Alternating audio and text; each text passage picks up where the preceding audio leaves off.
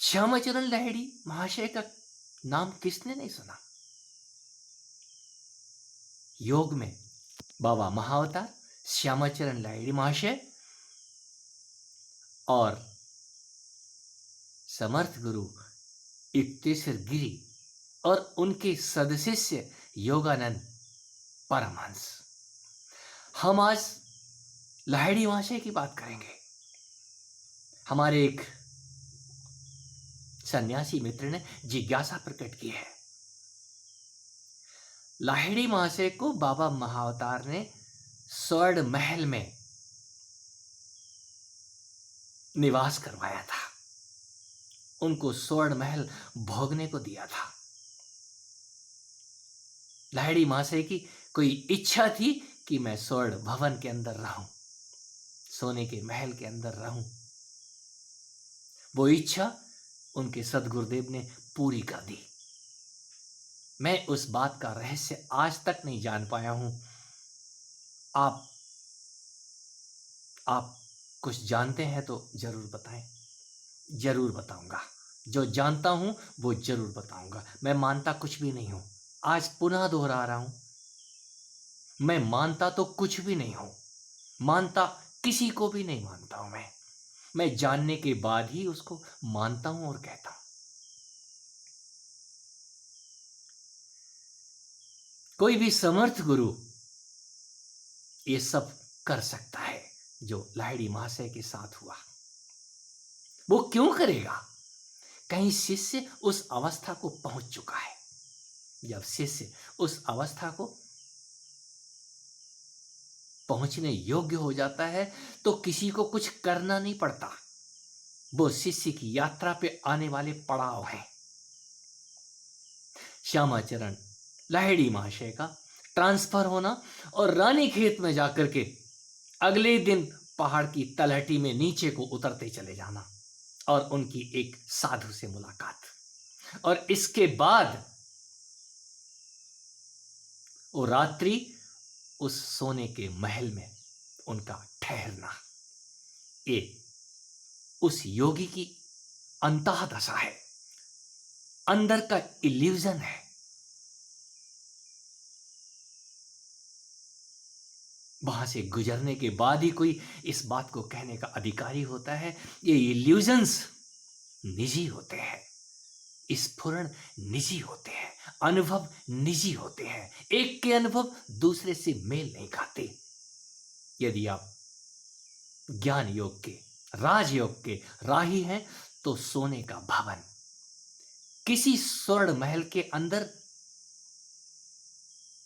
आपका ये आपकी नींद से जुड़ा हुआ संयोग है। जब आप जाग जाते हैं सोने से, तो जब आप सोने के महल में जा रहे हैं, स्वर्ण भवन में जा रहे हैं, सोने के भवन में तो कोई जाग के ही जा सकता है। कहीं जाग के ही हीरे मोती दिखाई देंगे, माणिक पन्ने, जो भी ऐश्वर्य है स्वर्ण भवन का, कनक भवन का, वो जागने के बाद ही दिखाई देता है। भगवान राम के साथ भी ये घटना जुड़ी हुई है। यदि किसी ने रामायण को ठीक से पढ़ा है तो जो कनक भवन की चाबियां मां कैकेयी सौंप रही है सीता जी को, पुत्री आज से जो महाराज ने मुझे कनक भवन दिया है, जिसमें मैंने अभी तक निवास नहीं किया है, वो मैं तुमको समर्पित करती हूं। जाओ राम के साथ उसमें प्रवेश करो। तो वो कनक भवन वही स्वर्ण महल है लाहिड़ी महाशय का। ये राज कोई जागी हुई आत्मा, कोई जागा हुआ योगी, कोई जागा हुआ साधक जब जाग जाता है तो उस सोने का राज समझ जाता है। यहां सोना क्या है, ये नींद क्या है। सोने और नींद में फर्क आ जाता है। कोई योगी जब उसकी नींद खुल जाती है तो वो सदा ही उस स्वर्ण भवन के अंदर रहता है।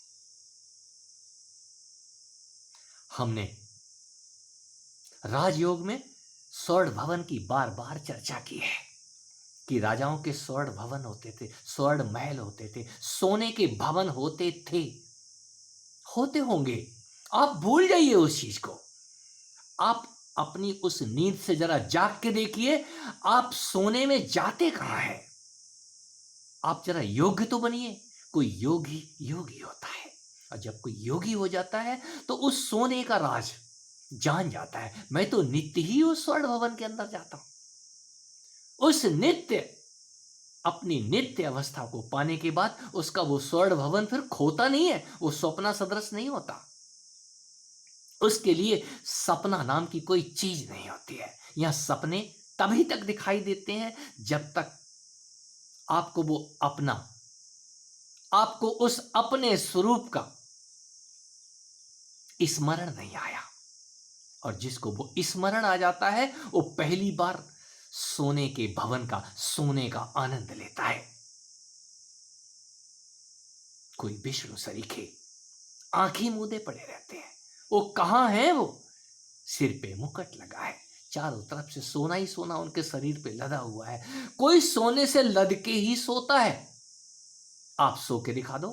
आप 2-4 किलो सोना अपने ऊपर लाद लो और सो के देखो। आप सोना तो दूर, आपको सोना सोने नहीं देगा। उसकी चमक आपको सोने नहीं देगी। बाहर का सोना इसीलिए आकर्षित करता है। ये स्वर्ण मुकुट कहीं ज्ञान के प्रतीक है। आपके सिर में वो भरी हुई चांदी सोने में तब्दील होती है। वो जाग, वो आग ही है, सिर के ऊपर जलनी शुरू हो जाती है। ये स्वर्ण मुकुट आपको दिखाई देते हैं सिर पे, शीश पे जलते हुए सूर्य है ही। एक बार आपको प्रवेश करना आ जाए, और जो भी प्रवेश कर जाता है वो फिर बाहर आकर के कहे तो कहे कैसे? मेरे गुरुदेव ने मुझे सोने के भवन में रहने का अवसर प्रदान किया था। कोई भी गुरु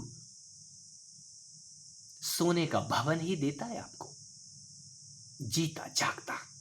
और वो भवन बाहर ना होकर के आपके ही अंदर है। जो बाहर ढूंढते हैं वो तो भटकेंगे ही।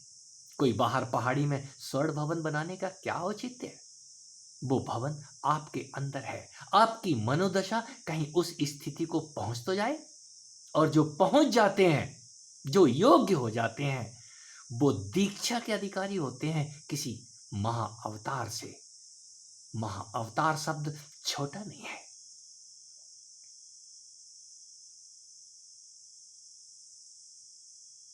बाबा महाअवतार,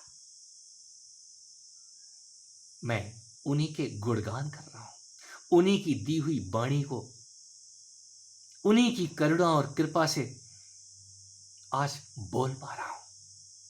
उस रानीखेत के इलाके में, ये रानीखेत में ढूंढने मत पहुंच जाना, कहीं वो रानीखेत और ही है। और जिनको समझ आ जाता है वो फिर रानीखेत के चक्कर नहीं काटते। उस पांडव खोली गुफा में, उन गुफाओं में जाकर के सिर देने से ऐसा नहीं कि कुछ नहीं होता, होता है। जो खोजते खोजते खो ही जाते हैं, कहीं उनकी बाबा महाअवतार से मुलाकात होती है। बाबा स्वयं ही चले जाते हैं उठ करके उसको खोजने के लिए जो खो गया है। आपको पहाड़ी से कूद के जान देने की जरूरत नहीं है। जिन्होंने कहानियां पढ़ी हैं, यदि कहानियों को लेकर के चल पड़े, आप अपनी पात्रता पैदा कीजिए। आप जहां हैं वहीं जाग के देखिए, वहीं से चिल्लाना शुरू कीजिए, वहीं से हाथ उठाइए। और जो हाथ उठाते हैं वो हाथ थामने के लिए किसी ना किसी को भेज देते हैं। कोई पाती भेज देते हैं, आपका ट्रांसफर करवा देते हैं। और फिर जब आप लौट के आते हैं तो वो ट्रांसफर का लिफाफा आपके हाथ में होता है। वापस जाओ। यहां वापसी कोई समर्थ वापस संसार में भेज देता है। अभी बहुत कुछ करना है।